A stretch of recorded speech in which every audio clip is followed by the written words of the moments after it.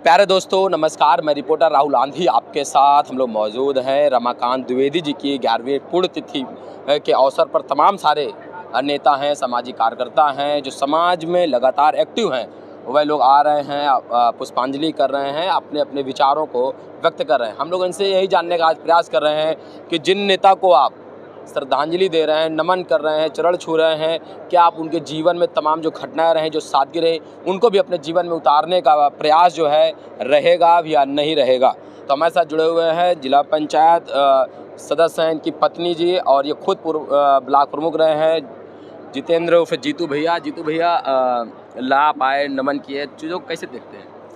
देखिए, पूज्य बाबूजी आदरणीय रमाकांत द्विवेदी जी का सानिध्य हम लोगों से जब मैं ब्लॉक प्रमुख था तो बहुत ही प्रगाढ़ था, और ऐसी सादगी और शुचिता की राजनीति करने वाले व्यक्ति आज की राजनीति में बहुत कम लोग मिलेंगे।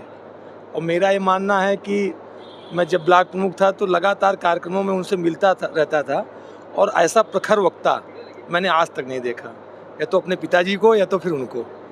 जितना सादगी से अपनी बात रखते थे और लोगों के दिलों तक उनकी बात पहुंच जाती थी, निश्चित रूप से वो नेता नहीं, हम सब लोगों के जनसेवक और जननेता थे। और 2 बार लगातार विधायक रहे, कांग्रेस के वरिष्ठ नेताओं में उनकी गिनती होती थी, लेकिन जब वो मिलते थे तो उनके मिलने के तरीके को देख के हम लोगों ने वही सीखा, और निश्चित रूप से 11वीं पुण्यतिथि पे हम लोग आए हैं तो उनको नमन करने, उनकी श्रद्धांजलि देने, लेकिन उनके उन विचारों को आगे बढ़ाने का काम करेंगे। और प्रयास ये रहेगा हम लोगों का कि जो वो ईमानदारी की, शुचिता की राजनीति करते थे उसको आगे बढ़ाया जाए। तो आप मानते हैं कि उनके जो बातचीत में मुखरता और प्रखरता थी, वह किन कारणों से रहेगी? क्योंकि उनके अंदर वो देखिए, जब व्यक्ति ईमानदार होता है तो निश्चित रूप से उसकी बातचीत हरदम प्रखर होती है। मतलब आप ये कह रहे हैं कि जो आजकल राजनीतिक में शुचिता भी खो रहा है और मुखरता भी खो रहे हैं, तो लोग भ्रष्टाचार में लिप्त होते जा रहे हैं। नहीं, भ्रष्टाचार देखिए, जो राजनीति का आर्थिककरण हुआ है, हाँ। तो निश्चित रूप से उसकी कहीं ना कहीं छाया आज के नेताओं में आ गई है। तो मेरा ये मानना है कि राजनीति व्यापार का केंद्र नहीं, राजनीति सेवा का केंद्र है। और अगर हम लोग सेवा करेंगे तो निश्चित रूप से आम जनमानस का जो स्तर है वो ऊपर उठ के आएगा। और अगर हमने व्यापार बना लिया उसको, हमने ज़मीनों में कब्जे का, गुंडागर्दी का अगर उसका स्वरूप दे दिया, तो फिर राजनीति कहाँ रह गई।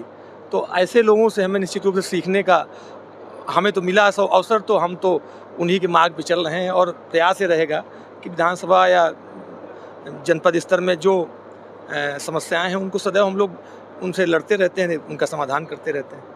तो पहले दोस्तों हमारे साथ मौजूद थे जितेंद्र गौतम उर्फ जीतू भैया। जीतू भैया ने एक बात कही कि जो उनके अंदर मुखरता थी, और जो राजनीति का जो आर्थिकरण हुआ है उसकी वजह से भ्रष्टाचार राजनीति में भी बढ़ा है और भी जनप्रतिनिधियों के बीच में भी बढ़ा है।